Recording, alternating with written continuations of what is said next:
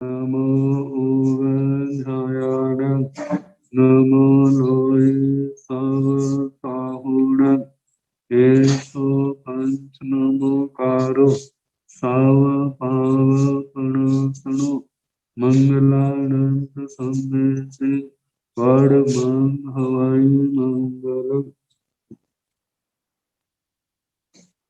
जिन शासन जिन वाणी सदा जयवंतु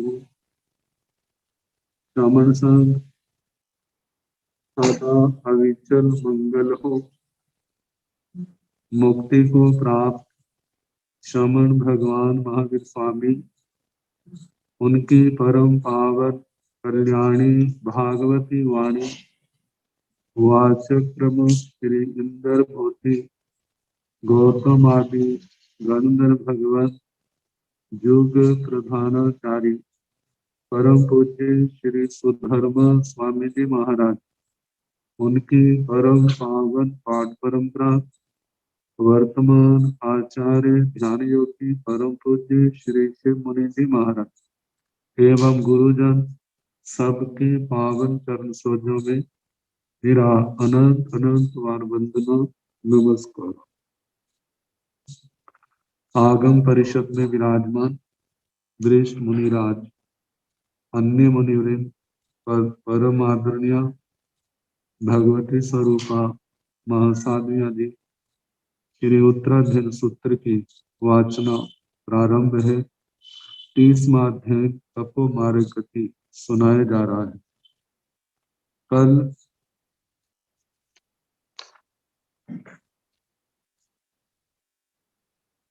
आभ्यंतर तप में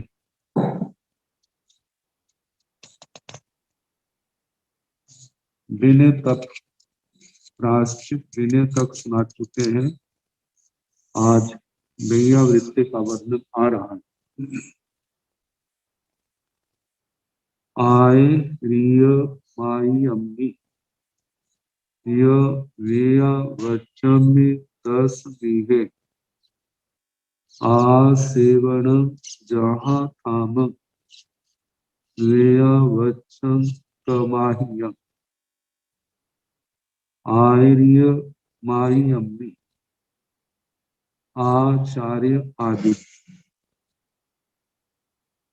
आचार्य आदि से जो संबंधित है वेया वचमी यह का मतलब और वेया वृत्य 10 विधि जो 10 प्रकार की आसेवन जहाँ थाम आसेवन आसेवन वेया वृत्ति का आसेवन मतलब सेवा करना। जहाँ थाम जथा शक्ति थाम बल शक्ति जहाँ जैसा बल है जथा शक्ति बेयावच्चम तमाहिया उसको बेयावृत्ति तप कहा है। तो आचार्य उपाध्याय स्थविर कुल गण संघ क्रियानिष्ठ गलान आदि की सेवा करना। तो बताया है कि संयमी जहाँ गुणी पुरुषों के दुख में आ पड़ने पर गुणानुपात राग पूर्वक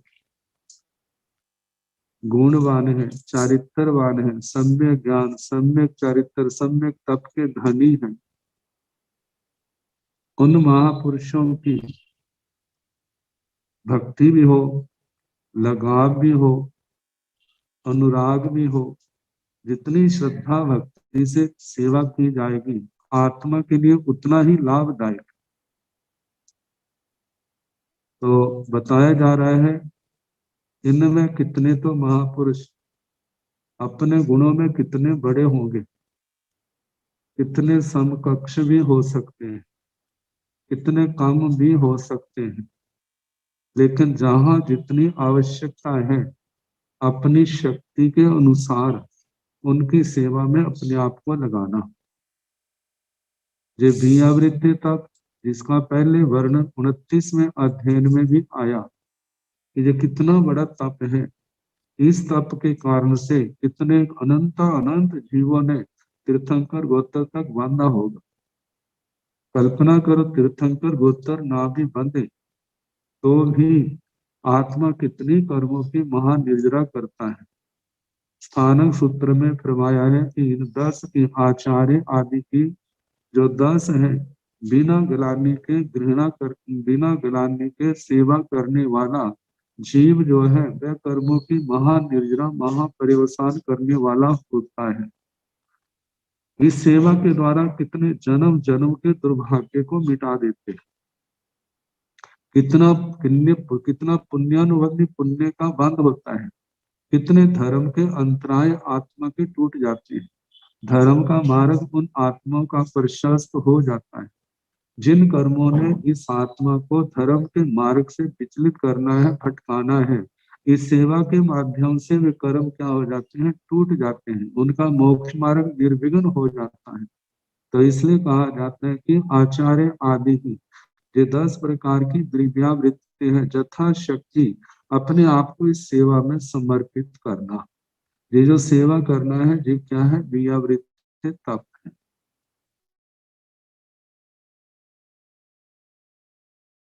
वर्णन आया था 5 प्रकार के आचारों में, इन सब का वर्णन वहां पर आया था। तो फिर भी इसका जैसे जैसे प्रसंग आते हैं उसके अनुसार सुनाने का प्रयास किया जाएगा।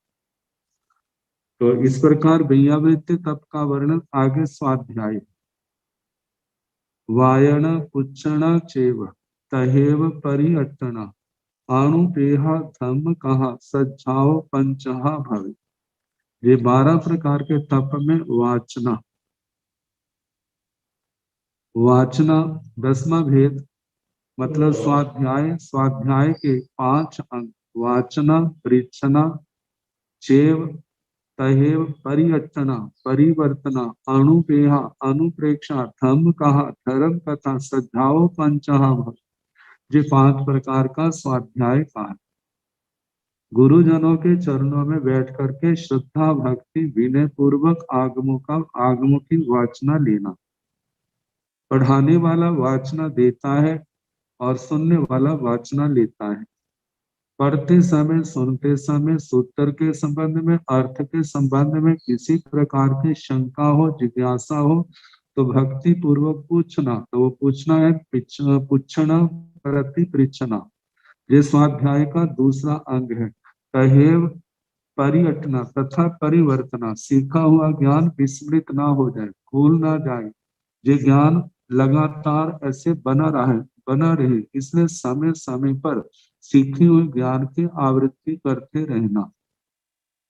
अणुपेहा, जो हमने सीखा है वाचना के माध्यम से, परीक्षणा के माध्यम से बार बार परिवर्तन की है, उसके संबंध में चिंतन करना। इसके संबंध में बताया था, शब्द बोल करके पुनः परिवर्तना करना। जो बोल करके बार बार पढ़ा जाता है परिवर्तन है, मन मन में उसका चिंतन करना, उसकी आवृत्ति करना, वह अनुप्रेक्षा है। किसी भी बात को लेकर के उसके संबंध में चिंतन करना, चाहे शब्दों की व्युत्पत्तियां हैं, शब्द किस किस अर्थ में जो आते हैं, ये शब्द कौन कौन से आगम में किस किस अर्थ में कहाँ कहाँ पर आया है, किन किन प्रसंगों में आया है। जितनी बार बार आवृत्तियां करेगा, जितना बार बार ध्यान से पढ़ेगा, उतना उसका चिंतन जो है गहन होता जाएगा। आगे धम्म कहा, धर्म कथा, जो हमने वाचना परीक्षणा परिवर्तना अनुप्रेक्षा के माध्यम से हमने निर्ग्रंथ प्रवचन सीखा है, जाना है, तत्व ज्ञान आने वाले जिज्ञासुओं को, जो धर्म के इच्छुक हैं, धर्म जानना चाहते हैं, तत्व ज्ञान के अभिलाषी हैं, उनके सामने धर्म कथा करना। धर्म कथा जो है ये प्रवचन रूप भी है और कथा रूप भी है। प्रवचन रूप में व्याख्यान में तत्वों की प्रधानता होती है, और कथा, धर्म कथा जो है वहां पर कथाओं के माध्यम से धर्म का बोध कराया जाता है। तो कहा इस प्रकार सज्जाओ पंचहा भवे, ये स्वाध्याय जो है ये 5 प्रकार का है।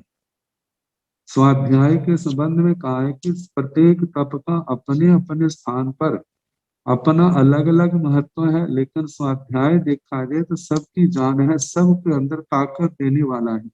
जितना स्वाध्याय किया जाएगा उतना ज्ञान होगा, जितना ज्ञान निर्मल होगा उतनी ही आत्मा की धर्म में प्रवृत्ति में जागरूकता बढ़ जाती है। अंतःकरण से करता है कि ऐसा करूंगा तो इससे मेरे को जे लाभ होगा, मेरे को जे लाभ होगा, दूसरे को क्या लाभ होगा।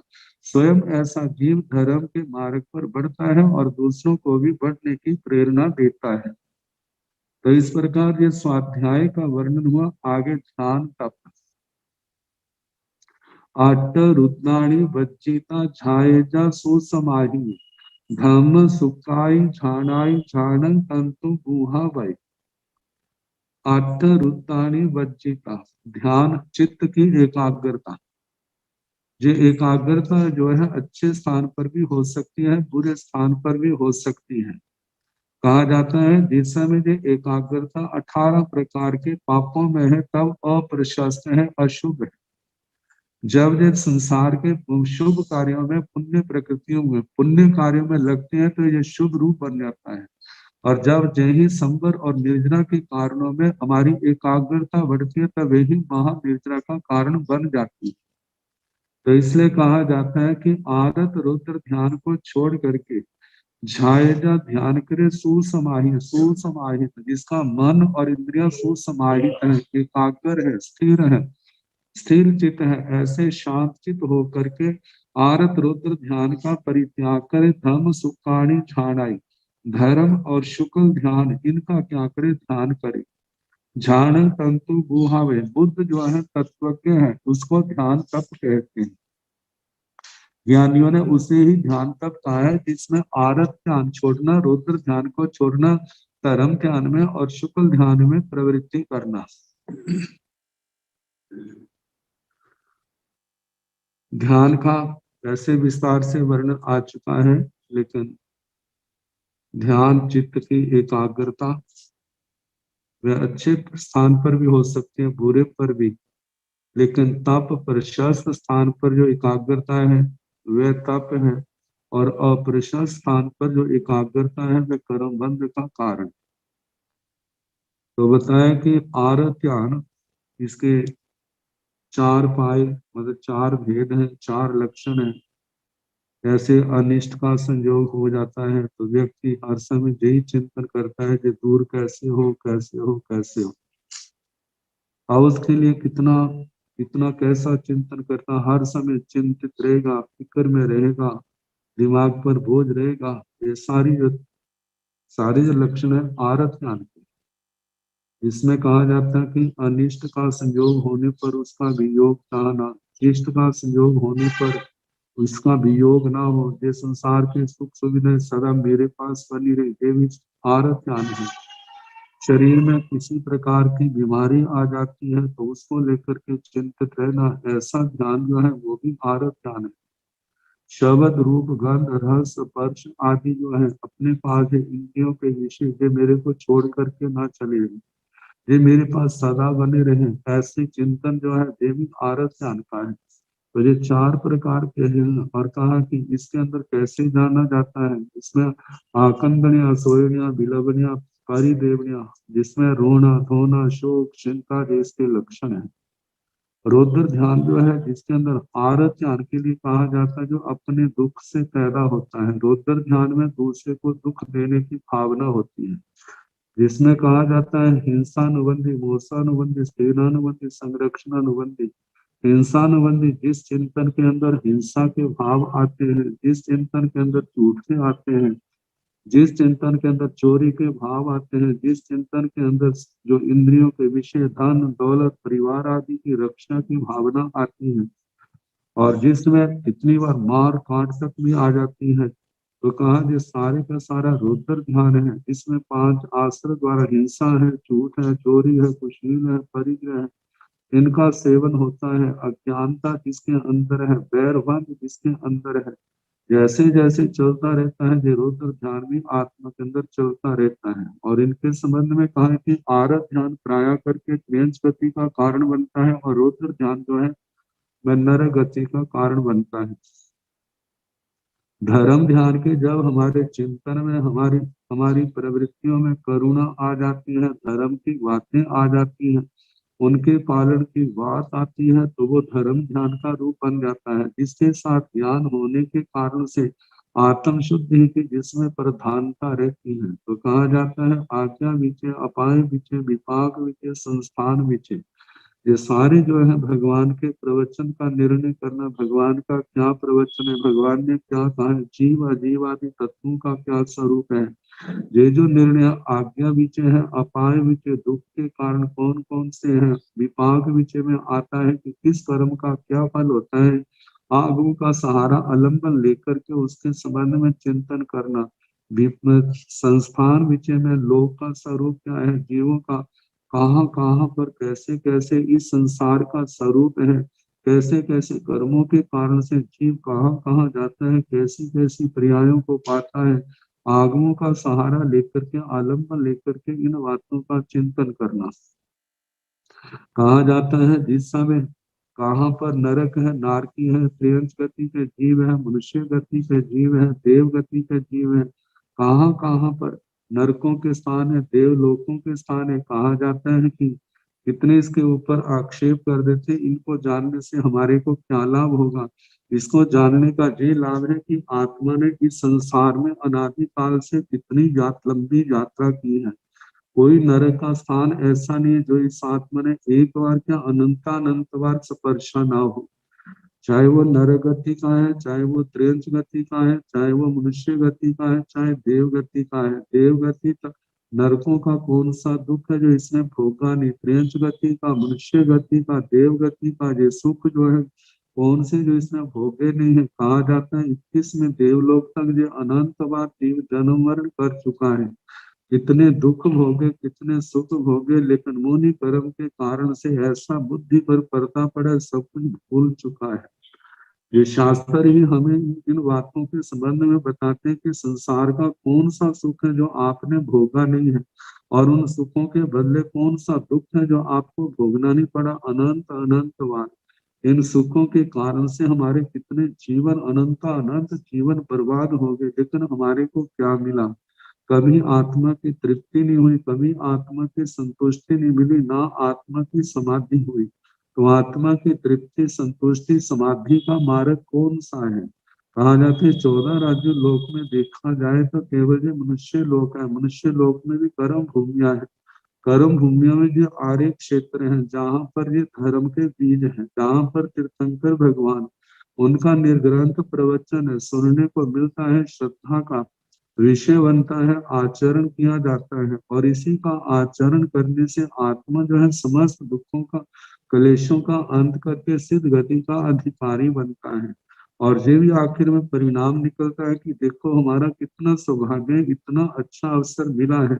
इसलिए हमें मन लगा करके इस मार्ग पर बढ़ना चाहिए, अपने जीवन के एक एक क्षण की कीमत समझनी चाहिए कि ये अनमोल क्षण व्यर्थ में ना जाने पाए। इनको धर्म ध्यान के द्वारा, संयम तप के द्वारा, अच्छे विचारों के द्वारा हम सार्थक करें। तो ये परिणाम तभी आएंगे जब हम इन शास्त्रों को बार बार पढ़ेंगे, सुनेंगे, इन सब बातों के संबंध में चिंतन मनन करेंगे। तो इस प्रकार ये धर्म ध्यान के 4 भेद हैं। अब इसके आगे 4 प्रकार की रुचियां हैं, जैसे कि आज्ञा रुचि है, निसर्ग रुचि है, सुत्त रुचि है, अवगाढ़ रुचि है। जिस जिस कारण को लेकर के आत्मा के अंदर धर्म की रुचि पैदा होती है, उसी वाक्य के नाम से वो रुचि कहलाती है। जैसे 28 में मोक्ष मार्ग गति में 10 प्रकार की रुचियों का वर्णन आया है, लेकिन जहाँ पर ये 4 प्रकार की रुचियां बताई।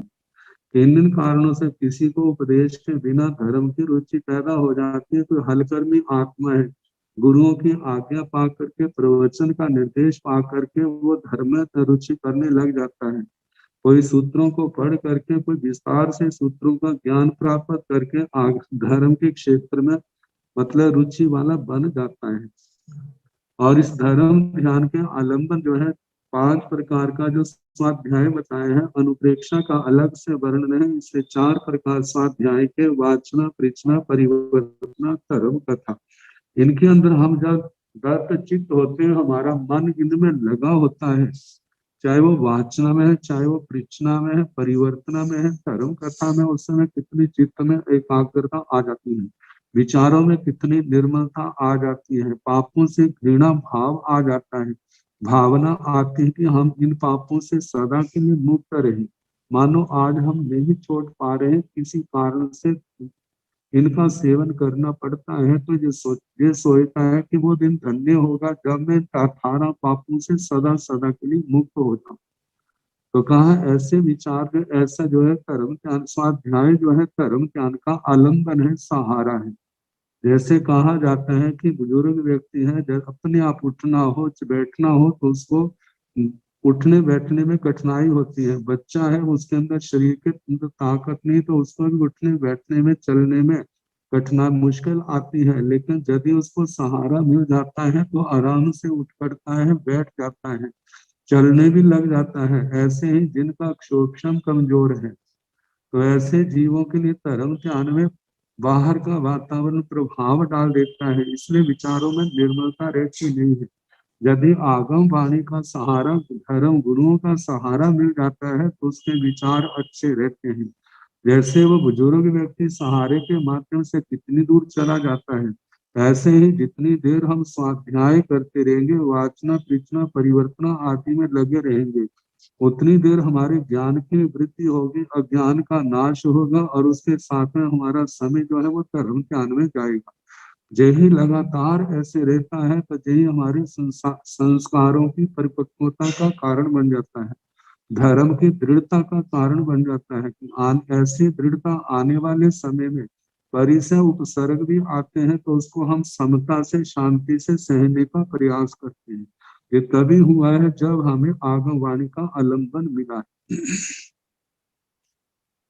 और इसके साथ में जो अनुप्रेक्षा है, अनुप्रेक्षाओं के द्वारा चिंतन किया जाता है। जैसे पर जहाँ पर अनित्य है, अशरण है, एकत्व है, संसार की अनुप्रेक्षा है, तो इनके संबंध में आगमों के ही प्रसंगों को देख करके चिंतन करने के लिए आत्मा मजबूर हो जाता है। कि देखा जाए कि इतने इतने बड़े लोग हैं, इतने इतने, कोई भी तो शाश्वत हमारे को स्थान दिखाई नहीं देता। आज मनुष्य की आयु कितनी 100 साल होगी, इससे कुछ आगे बढ़ जाएगा, लेकिन जब इतिहास में देखा जाता है, देखो हजारों सालों की आयु वाले जीवन भी हुए, लाखों वर्षों की आयु वाले, करोड़ों अरबों खरबों वर्षों की आयु वाले, पूर्व वर्षों की आयु वाले भी हुए, पल्योपम सागरोपम की आयु वाले भी। मनुष्य और कृतंचों में 3 पल्योपम तक आयु है, नरकों में 33 सागरोपम तक की आयु है, देवलोकों में 33 सागरोपम तक की आयु है। लेकिन उस आयु का एक दिन प्रारंभ होता है और एक दिन अंत भी आ जाता है। तो जहां पर ये आता है कि हम जहां पर रहेंगे अच्छे दिन है, तो आखिर से कब तक रहेंगे, जब तक हमारा पुण्य प्रबल है। जिस समय पुण्य प्रबल है तो एक दिन इसकी प्रारंभ है और एक दिन इसका अंत भी आ जाता है।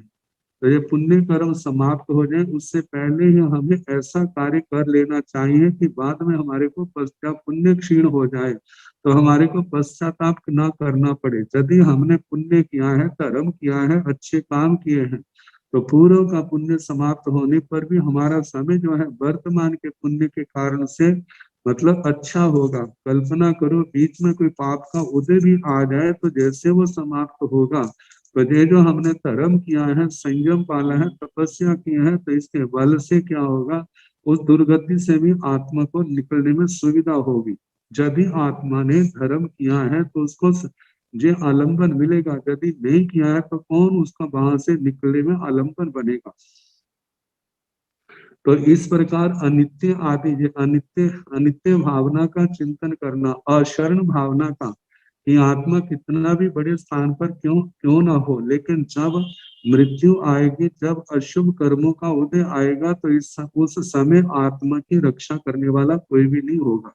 यदि आत्मा ने पहले धर्म किया है तो उसका तो आलंबन सहारा मिलेगा, बाकी दुनिया का व्यक्ति बाहर के साधन तो जुटा सकता है, लेकिन उस आत्मा के दुखों को खत्म नहीं कर सकता। दुखों को खत्म करने की शक्ति जो है आत्मा का पुरुषार्थ जो धर्म के अंदर किया जाता है उसी के माध्यम से होगा, अन्यथा नहीं। तो इस प्रकार अशरण आगे संसार संसार भावना का आता है। संसार के संबंध में ये सोचा जाता है कि देखो संसार के अंदर सुखी कौन है, ना तो जिसके पास पैसा नहीं वो भी दुखी है, जिसके पास पैसा है वो भी सुखी नहीं है। धन दौलत के द्वारा सुविधाओं को तो जुटाया जा सकता है, लेकिन इसके द्वारा शांति को हम ऐसे नहीं खरीद सकते। शांति भाव तो ये है कि हमारे अंदर क्लेशों का जितना अभाव होगा उतनी हमारी आत्मा को शांति होगी। तो क्लेशों का अभाव कैसे होगा? क्लेशों का अभाव तो तभी होगा जो हमारे पाप कर्म है उसको हम सेवा के द्वारा, संयम के द्वारा, तपस्या के द्वारा उनको हम काटें, उनको धोएं। जितना हम धर्म करेंगे तब हमारी आत्मा के अंदर समाधि भाव आएगा, और धर्म से दूर रहेंगे तो आत्मा के अंदर समाधि भाव आने वाला नहीं है। आगे कहा जाता है एकत्व भावना में कि जिस समय आत्मा आता है जाता है अकेला ही होता है, और जिस समय पाप कर्मों का उदय आता है तो उस समय अकेले को भोगना पड़ता है, कोई साथ नहीं बनता, कोई भी उसका साथ नहीं देता। संत कुमार राज ऋषि का कितना बड़ा दृष्टांत आता है कि इतने साधन संपन्न, इतने भौतिक वैभव से संपन्न होने पर भी जब 16 महाभयंकरों का आक्रमण हुआ है तो कौन उनकी रक्षा कर सका है। लेकिन जिस समय वो धर्म के मार्ग में आए हैं, कर्म काटने लगे हैं संयम और तप के द्वारा, तो एक दिन ऐसा आया जो इलाज करने वो भी खुद चल करके आते कि आप हमारे से इलाज कर लो, लेकिन वो इतनी आत्मा तत्व के इतनी दृढ़ धर्मी बन चुकी है, कहते हैं कि अब तो मेरे कर्म जो है ये टूटने चाहिए, कितने तो मैं तपस्या के द्वारा तोड़ूंगा और कितने जो है भोग करके टूट जाएंगे। जब कर्म टूट जाएंगे तो रोगों का तो अपने आप जहां से निशान तक मिट जाएगा। जन्म जन्म के लिए इनको मिटाना है, कहते हैं एक जन्म का बात नहीं है, जहां से कर्म रोग है इससे खत्म हो। तो इस प्रकार ऐसा विचार करके जो आत्मा है अपने आप को धर्म में स्थिर करता है और आगे बढ़ता है। तो धर्म ध्यान के जो चार पाए, जिस चार भेद आते हैं, चार रुचियां आती हैं, चार आलम्बन आते हैं, चार अनुप्रेक्षाएं आती हैं। इसी प्रकार शुक्ल ध्यान देखा जाए तो धर्म ध्यान का ही अत्यंत शुद्ध रूप जो है शुक्ल ध्यान आ जाता है। जिस समय आत्मा अत्यंत निर्मल हो जाती उस समय आत्मा के अध्यवसायों में भी अत्यंत निष्प्रकंपता, मतलब स्थिरता, दृढ़ता, ये सारे गुण आ जाते हैं। कहा जाता है इसके भी 16 भेद हैं। वितर्क वितर्क, सविचारी, एकत्व वितर्क, अविचारी, सूक्ष्म क्रिया, अप्रतिपाती, समुच्चन क्रिया, अनिवृत्ति। पहले दो भेद तो शतमस्तों में पाए जाते। ऐसी धारणा है कि 8वें से लेकर 11वें तक शुक्ल ध्यान का पहला चरण, 12वें में दूसरा चरण, और 13वें गुणस्थान के आखिरी समय आता है तो उस समय तीसरा चरण होता है, और 14वें गुणस्थान में चौथा चरण पाया जाता है।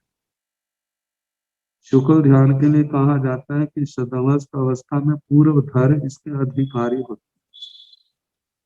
हैं। अब यदि हम देखते हैं वर्तमान में जो आगम है इसको हम ध्यान से करते हैं तो वहां इतनी एकाग्रता आ जाती है। तो लेकिन जो पूर्वों का ज्ञान है वहां उसकी तो हम कल्पना भी नहीं कर सकते, कितनी चित्त की एकाग्रता की जरूरत है वहां पर।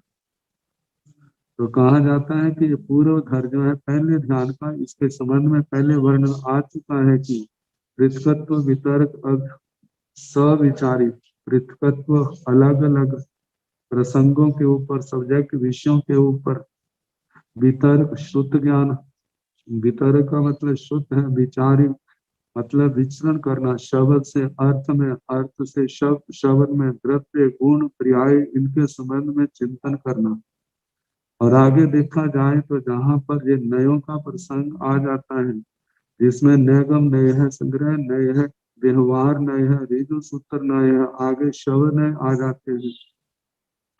शब्द एवं भूत समाभिरूढ़ इनकी दृष्टियों से वहां पर विचार किया जाता है। और जैसे देखा जाता है कि अलग अलग चीज, जैसे वनस्पति कहने से तो सब कुछ सारी वनस्पतियां आ गई है, लेकिन एक एक वनस्पति का विज्ञान जो है अलग अलग है। ऐसे सारे संसारी जीवों का वर्णन कह दिया, संसार जीव है। अब जीव के संबंध में आ जाता है कि अलग अलग कैसे, जैसे सामान्य से विशेष में जाते हैं। जीव दो प्रकार के हैं, सिद्ध हैं, संसारी हैं। सिद्धों का वर्णन संसारी जीवों की अपेक्षा से कम है, इसलिए वहां उसका विवेचन पहले कर देते हैं। उसमें अनंतर सिद्ध है, परम्पर सिद्ध है। ऐसे अनंतर सिद्ध 15 प्रकार के हैं, परम्पर सिद्ध 13 प्रकार के हैं। इनके संबंध में ऐसा विचार करना, सतपथ प्ररूपणा के 10 द्वारों के माध्यम से विचार करना, द्रव्य से, क्षेत्र से, स्पर्शना से, काल से, भाग से, भाव से, अंतर से, अल्प बहुत्व की अपेक्षा से इनका विचार करना। आगे संसारी जीव है, इनमें एक इंद्रिय, दो इंद्रिय, तीन इंद्रिय, चार इंद्रिय। संसारी जीव तो कह दिया एक सामान्य शब्द है, लेकिन संसारी जीव भी कितने, 5 प्रकार के हैं। कोई एक इंद्रिय है, दो इंद्रिय है, तीन इंद्रिय है, चार इंद्रिय है, पांच इंद्रिय है। एक इंद्रिय में आते हैं तो वो भी फिर दो भेद हो जाते हैं। एक सूक्ष्म है, एक बादर है। सूक्ष्म के भी दो भेद हो जाते हैं, क्रियापत हो जाते हैं, अप्रियापत हो जाते हैं। बादर के भी दो भेद, पर्यापत है और पर्यापत है। फिर आगे बादर पिंड में भी इतने प्रकार के पृथ्वी काय के जीव हैं। जैसे जैसे शास्त्रों का ज्ञान गहन होता जाएगा, उतना उतना उसका चिंतन का विषय बढ़ता जाता है। तो एक पूर्व और एक सामान्य श्रुत का ज्ञाता भी इतना आगे चल सकते हैं, तो पूर्व धरों के संबंध में तो हम क्या कह सकते हैं, कल्पना भी नहीं कर सकते, इतना सूक्ष्म गहराई तक वो चले जाते हैं। तो ऐसी चित्त की एकाग्रता बन जाती है। तो कहा जाता है कि ऐसे पृथकत्व, एकत्व, पृथकत्व, वितर्क, सविचारी। एकत्व, वितर्क, अविचारी, कि किसी एक धर्म को लेकर के, चाहे द्रव्य है, चाहे पर्याय है, चाहे गुण है, इनको लेकर के चिंतन करना। और ऐसे शब्द है, अर्थ है, ऐसे नयों की दृष्टि से किसी एक बात को लेकर के उसमें चिंतन करना। जहाँ अनेक पदार्थों के संबंध में लिखते हैं कि इनके अंदर ऐसी कौन सी चीज है जो सबके अंदर पाई जाती है। जैसे 6 द्रव्य है, लेकिन एक ऐसी कौन सी चीज है छयों के अंदर पाई जाए हो, तो वहां पर आ जाता है सत्ता जो है सबके अंदर पाई जाती है। अब जैसे जीव है, संसार के अंदर नाना प्रकार के जीव है, और ऐसा कौन सा धर्म है जो सबके अंदर पाया जाता है। जैसे चेतना है, और ऐसे भव्य जीव है, अभव्य जीव है। स्थानक सूत्र के अंदर ऐसे अनेक वर्गण पहले ठाणे के अंदर उनका वर्णन किया है। तो इन सबको लेकर के जो दूसरे चरण में है, ऐसा उनका चिंतन चलता है। तो कहा जाता है, इतनी जैसे निर्वात स्थान में दीप शिखा का दृष्टांत दिया जाता है, ऐसे ही इस शुक्ल ध्यान के अंदर आता है। जैसे बंद कमरे के अंदर किसी प्रकार की कोई हवा नहीं, दीवा जलाया जाए तो कैसे उसकी शिखा ऊपर की ओर जाती है, कोई उसके अंदर प्रकंपन नहीं होता। ऐसे ही उनके विचारों में इतनी स्थिरता होती है कि कंपन नाम का कोई वहां पर नाम नहीं होगा, बिल्कुल स्थिर चित्त होंगे। और केवली भगवान के तीसरा जो है, उसके अंदर योगों का निरोध किया जाता है। और चौथा जो भेद है, वहां पर शुक्ल ध्यान के समय योगों का पूर्ण निरोध है। तो ऐसे जो शुक्ल ध्यान के 4 चरण हैं। इसके आगे आता है कि इनके 4 लक्षण जो पाए जाते हैं, अव्यक्त, असंमोह, विवेक, व्युत्सर्ग। इतना गहर, कैसे कैसे शरीर के कोई टुकड़े टुकड़े क्यों ना कर दे, लेकिन फिर भी इतनी स्थिरता है, कोई व्यथा का अनुभव नहीं, इतना आत्म स्वरूप समाधि के अंदर लीन है। असंभव, कितनी बड़ी देव माया क्यों ना हो, उससे भी अपने आप को प्रभावित नहीं होने देते। विवेक, आत्मा और शरीर, शरीर जड़ है, आत्मा चेतन है।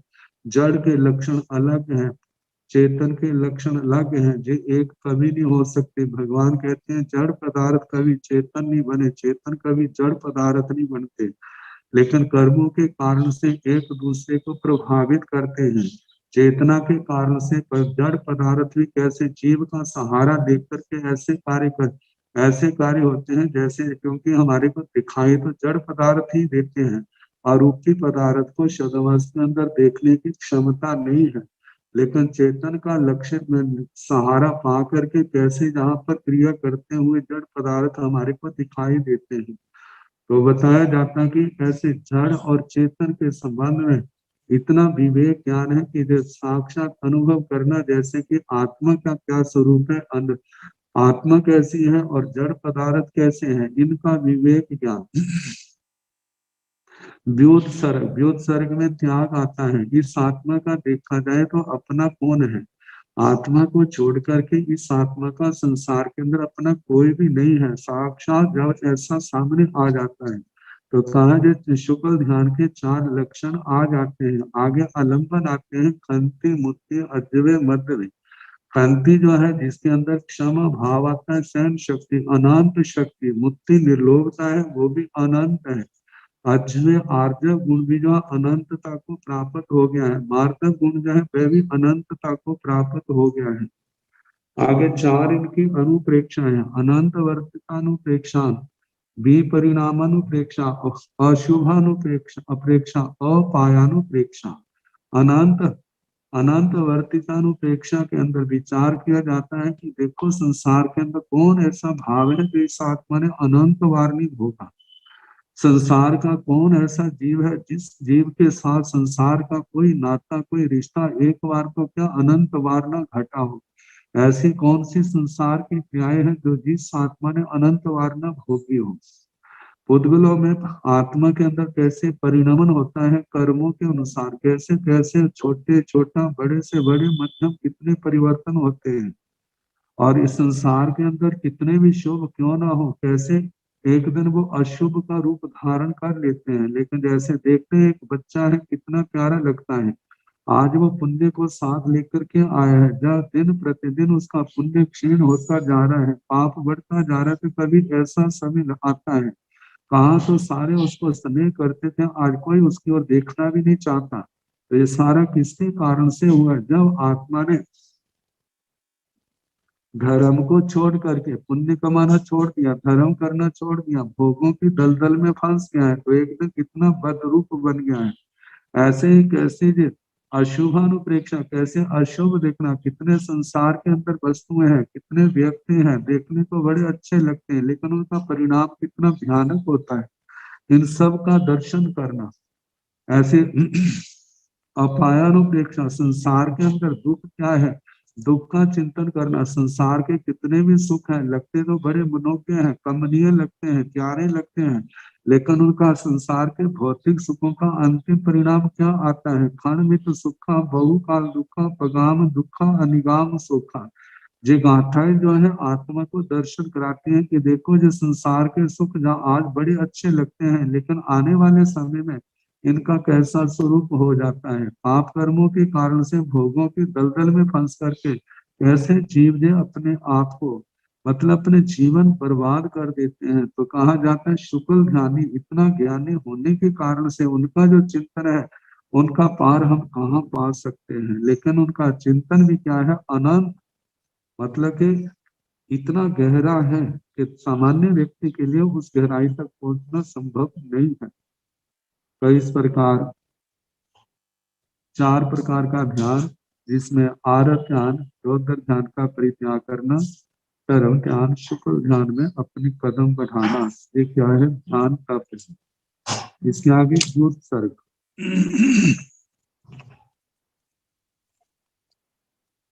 शयनासन ठाणे वा जेऊ भिक्खु ने बावरे कायस व्यू सको छठो सो परिकित्तियो। सामान्य रूप से ये लक्षण बताए जा रहे हैं। व्युत्सर्ग का लक्षण शयन, शय्या, आसन, ठाणे खड़े होने में, जे भिक्खु ने बावरे अपने शयन पर बैठा है, आसन पर बैठा है या खड़ा है, लेकिन एक अवस्था में खड़े होकर कोई हिलने झुलने की क्रिया नहीं कर रहा। ने बावरे कोई व्यापार ना करे, कोई क्रिया ना करे, स्थिर चित हो करके बैठना, खड़े होना। कायोत्सर्ग कह देते हैं, कायोत्सर्ग में ध्यान करके ध्यान अवस्था में स्थित हो। कायस यूज सबको काय का द्युत सर्ग, काया का त्याग। काया का त्याग का मतलब शरीर के प्रति जो आसक्ति है उसका त्याग करना। उस ध्यान अवस्था में किसी प्रकार का कोई भी उपसर्ग क्यों ना आए, उसको समता से सहन करना है, आने वाले कष्ट का प्रतिकार नहीं कर। जैसे गय सुकुमार जी का आता है, वो कायोत्सर्ग में स्थित थे, बाहर में भिक्षु प्रतिमा थी, कैसे उनके ऊपर मारणांतिक कष्ट आया है, तो अपनी प्रतिमा के अनुसार उन्होंने उसको समता से सहन किया है, वैसे शारीरिक बल से उसका कोई प्रतिकार नहीं किया। और इस समता में रह करके कितनी असाता हुई होगी, लेकिन सब समता से सहन किया। और शुक्ल ध्यान की श्रेणी का आरोहण, क्षपक श्रेणी का आरोहण करके मौनी कर्म, ज्ञानावरणीय, दर्शनावरणीय, अंतराय कर्म को क्षय करके केवल ज्ञान, केवल दर्शन पाया। और शेष कर्म क्षय होने से वो क्या हुए, सिद्ध गति को प्राप्त हुए।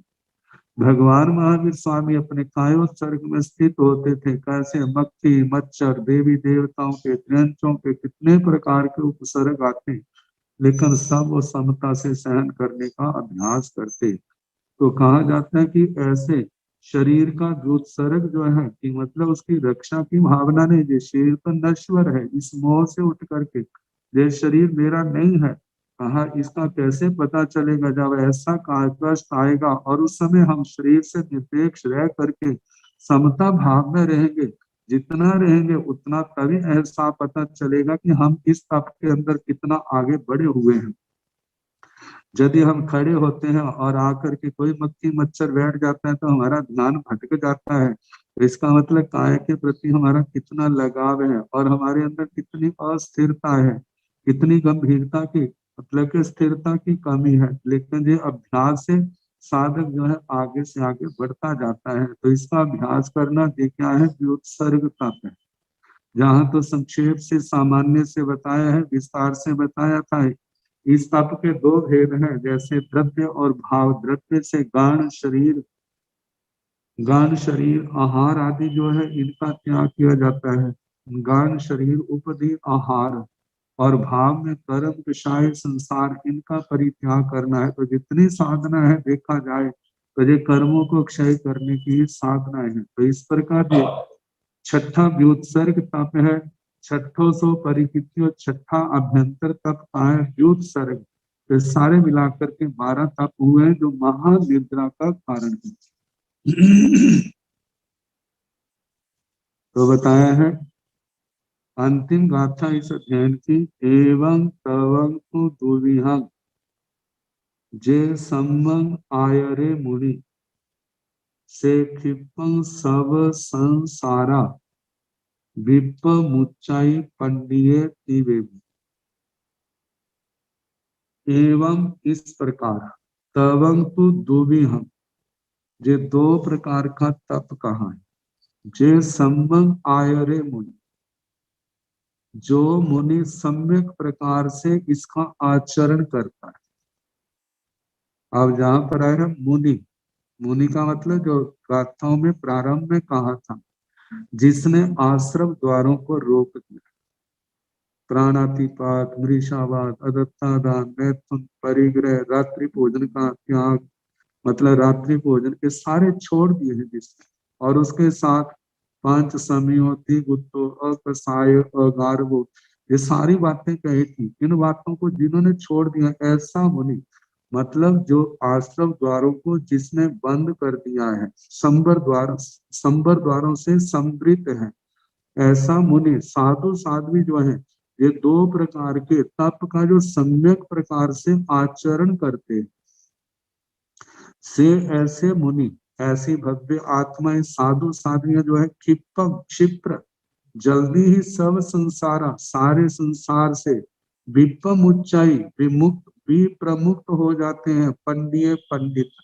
मतलब से पंडिय व पंडित व साधु व साध्वी जो है, पंडित सामान्य से कहा है, लेकिन जो भी मुमुक्षु आत्मा है, चाहे वो साधु के रूप में चाहे वो साध्वी के रूप में है, यदि हम और आगे बढ़ जाएं तो ऐसे श्रावक श्राविकाएं जो है अपने धर्म साधना करते हैं, अनुव्रतों का पालन कर रहे हैं, गुण व्रत शिक्षा व्रतों का पालन कर रहे हैं, 12 प्रकार का तप यथाशक्ति करते हैं, वो भी तो निर्जरा कर रहे हैं, वो भी तो शंबर की आराधना कर रहे हैं। ठीक है, मुनि की भांति उनकी नहीं है, लेकिन लक्ष्य तो उनका भी निर्वाण का है। तो ऐसे बढ़ते आगे बढ़ते बढ़ते तो कहा ऐसा पंडित मुनि, ऐसे साधु साधु शीघ्र ही सभी प्रकार के कर्मों को क्षय करके सब संसारा विपमुच्चय, सारे संसार से सदा के लिए मुक्त हो जाते हैं। आचार्य श्री सुधर्मा स्वामी जी महाराज फरमाते हैं, इस अध्ययन का जैसा अर्थ मैंने भगवान से सुना था वे आपको मैंने सुनाया, अपनी ओर से कुछ भी नहीं। इस प्रकार 30वां अध्ययन समाप्त होता है। आगे 31वां अध्ययन आएगा, चरण विधि। चरण विधि जिसमें 33 बोलों का वर्णन आता है। जिस समय आवश्यक सूत्र के मैं श्रवण सूत्र किया था, वहां पर 1 से लेकर के 33 बोलों का वर्णन आया था। जहां पर भी संक्षेप से उनका वर्णन किया जाएगा तो ये फिर कल जैसे अवसर होगा उसके अनुसार सुनाने का प्रयास किया जाएगा। नमो अरिहंताण, नमो सिद्धाण, नमो आयतियाण, नमो उपाध्यायाण, नमो लोए साहुण, एसो पंच नमोकारो सव पावपणासनो मंगलानंद सम्य सिंह परमं हवै मंगलम। श्री चतारी मंगलम, हरिहंता मंगलम, सिद्धा मंगलम, साहु मंगलम, केवली पुनत्व ब्रह्मो मंगलम। चतारी लोकोत्तमा, हरिहंता लोकोत्तमा, सिद्धा लोकोत्तमा, साहु लोकोत्तमा, केवली पुनत्व धम्मो लोकोत्तमो। चतारे शरणं प्रवज्जामि, हरिहत्ते शरणं प्रवज्जामि, सिद्धे शरणं प्रवज्जामि, साहो शरणं प्रवज्जामि, केवले पुनातं धम्मं शरणं प्रवज्जामि। चार शरण सुख करने, दुख करने, मंगल करने और शरणा नहीं कोई, जो भव प्राणी आचर्य।